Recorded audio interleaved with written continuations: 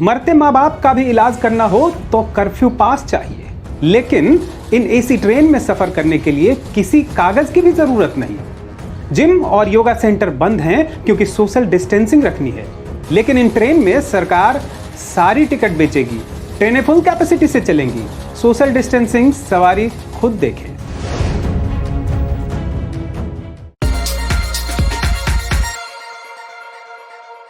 Train और बस का खुलना लॉकडाउन में सबसे अंतिम चीज मानी जा रही थी, लेकिन 51 दिन बाद 15 जोड़ी ट्रेनें चल पड़ी हैं। और यह सिर्फ ट्रेनों का चलना नहीं है, बल्कि इसमें एक बड़ा मैसेज भी है। जब हर आम और खास के लिए ट्रेनें चल पड़ी हैं, तो क्या यह मैसेज है कि अब कुछ भी बंद रखने की जरूरत नहीं है? ये ट्रेनें चल पड़ी हैं, तो अब हम आपको बताएंगे कि किन बदलावों के साथ चलेंगी ये ट्रेनें। इन सेवा को शुरू करने से पहले किन बातों का रखना चाहिए था ध्यान, और जब 24 घंटे के सफर वाली ट्रेनें चल पड़ी हैं, तो क्या मॉल और सिनेमा हॉल भी खोल देने चाहिए? और सबसे बड़ा सवाल ये कि जब ये सवारी अपने स्टेशन पर पहुंचेंगी, तो क्या इन्हें कई हफ्तों के लिए क्वारंटाइन कर दिया जाएगा? गाड़ी बुला रही है, सीटी बजा रही है, ऐसे कितने ही गाने और बच्चों की कविताएं रेलगाड़ी से जुड़ी हैं। हर हिंदुस्तानी के जीवन में रेलगाड़ी से जुड़ी कुछ न कुछ खट्टी मीठी यादें जरूर बसी होती हैं।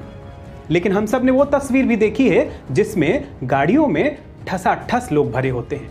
और ये वो वक्त है जब कोरोना के केसेस लगातार बढ़ते ही जा रहे हैं, वो भी लॉकडाउन की सख्ती के बावजूद। ऐसे में कुछ तो वजह रही होगी कि ये छूट देनी पड़ी। कई वजहों से ट्रेन सेवा को शुरू करना जरूरी भी हो गया था। सबसे पहले तो लोगों को यह संदेश देना था कि जिंदगी को दोबारा पटरी पर लाना जरूरी है। दूसरा, बड़ी संख्या में लोग अलग अलग जगहों पर फंसे पड़े थे।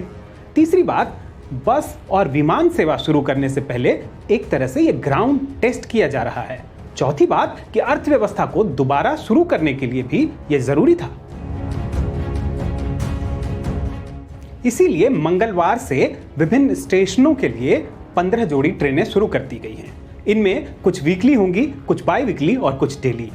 सरकारी सूत्रों का कहना है कि अगर ये सेवा सफल रही तो जल्दी ही ट्रेनों की संख्या बढ़ाई जा सकती है और कुछ दिनों के अंदर इसे 300 तक किया जा सकता है। ये भी सफल रहा तो बसों और विमान सेवा को भी शुरू किया जा सकता है। ये बात सही है कि जिंदगी को पटरी पर लाना था, ट्रेनों को चलाना था, लेकिन कई सवाल अभी भी मौजूद हैं। सबसे पहला तो ये कि क्या एसी ट्रेन के मुकाबले नॉन एसी क्लास ज्यादा सेफ नहीं होता? क्योंकि एक्सपर्ट्स का कहना है कि जहां पे कई सारे लोग बैठे हों, वहां पे प्रॉपर वेंटिलेशन होना जरूरी है। एसी ट्रेन में सारे डब्बे पूरी तरह से बंद होते हैं, दरवाजे और खिड़कियां लॉक होती हैं, लेकिन नॉन एसी ट्रेन में इन्हें खोलकर रखा जा सकता था और प्रॉपर वेंटिलेशन में वायरस के ज्यादा देर तक टिके रहने की आशंका कम होती है। दूसरा सवाल कि क्या सोशल डिस्टेंसिंग की जिम्मेदारी सरकार की भी नहीं? क्या इन ट्रेन में कम से कम मिडिल बर्थ को खाली नहीं रखा जा सकता था? फिर तीसरा सवाल यह है कि जो श्रमिक स्पेशल ट्रेन चलाई गई हैं, क्या उन्हें पहले की तरह हर ट्रेन में सिर्फ 1200 सवारी के साथ नहीं चलाया जा सकता था?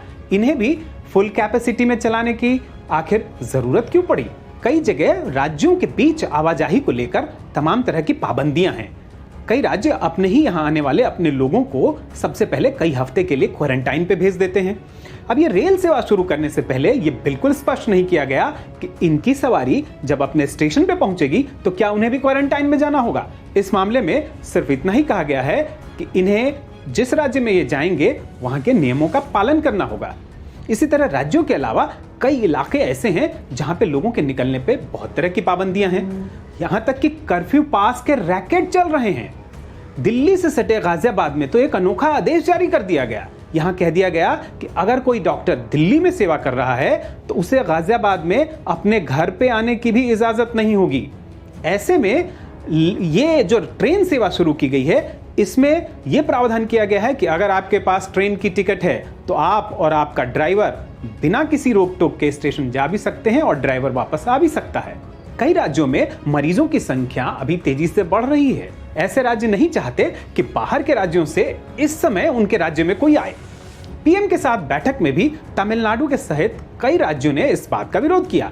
बिहार के मुख्यमंत्री नीतीश कुमार ने तो यहां तक कहा कि वो केंद्र में रेल मंत्री रहे हैं, उनसे तो मशविरा कर लिया गया होता।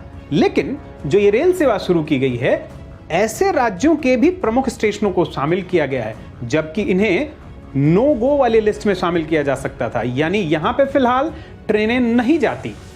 यह भी ध्यान रखिएगा कि ट्रेन का सफर फिलहाल पहले जैसा नहीं होने वाला। ये सभी ट्रेनें राजधानी जैसी ही चलाई गई हैं, लेकिन इनमें भी सफर करने के लिए आपको अपने साथ चादर, बिस्तर, यहां तक कि खाना भी लेके जाना होगा। रास्ते में पानी की बोतल या छोटे मोटे स्नैक्स जरूर आप खरीद सकेंगे, लेकिन उसके लिए अलग से पेमेंट करना होगा। रास्ते में आपको स्टेशनों पे भी खाने पीने की सुविधा मिलने की कम ही गुंजाइश है। यात्रियों को स्टेशन पे आते ही आरोग्य सेतु ऐप डाउनलोड करने को कहा जाएगा। हालांकि सरकार का कहना है कि ये अनिवार्य नहीं है। सभी यात्रियों की स्टेशन में दाखिल होते समय ही थर्मल स्कैनर से स्कैनिंग होगी। कोई भी लक्षण अगर कोरोना का पाया गया तो उसे वापस कर दिया जाएगा। स्टेशन के पहुंचने का समय 90 मिनट पहले होगा। आपको ट्रेन खुलने के समय से 90 मिनट पहले स्टेशन पहुंचना होगा और 1 हफ्ते पहले तक आप ट्रेन की बुकिंग करा सकते हैं। सरकारों को तो ऐसे मामलों में फैसला लेते समय सभी पहलुओं पर गौर करना ही चाहिए।